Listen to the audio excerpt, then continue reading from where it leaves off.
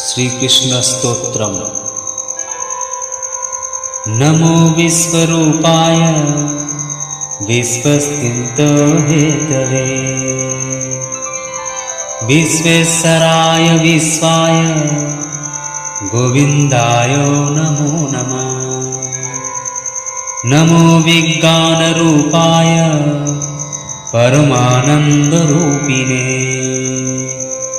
कृष्णाय गोपीनाथाय गोविन्दाय नमो नमः। नमो कमलनेत्राय नमो कमलवासिने नमो कमलनाभाय कमलापतये नमः। वापीडाभिरामाय रामय कुण्ठमेधसे राममानसहंसाय गोविन्दाय नमो नमः। वेणुवादनशीलाय गोपालाहिमर्दिने कालिन्दीकुललीलाय लोलकुण्डलधारिणे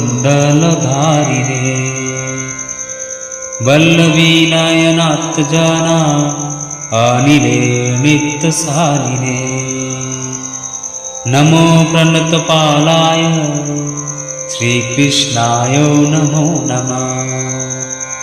नमो पापप्रणाशाय गोवर्धनधराय च पूतनाजीवितास्ताय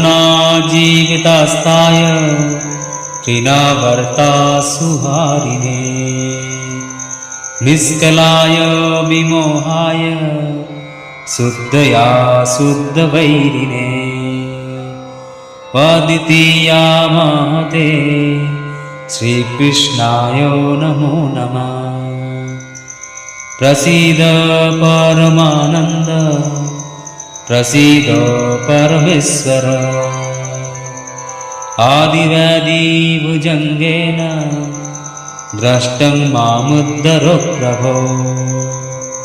श्रीकृष्ण रुक्मिणीकान्त गोपीजनो मनोहरा संसारसागरे मग्नं मामुद्धर जगद्गुरो।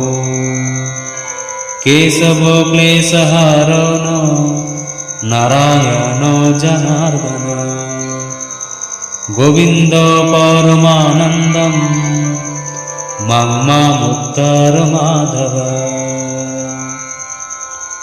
इति श्रीकृष्णस्तोत्रम्।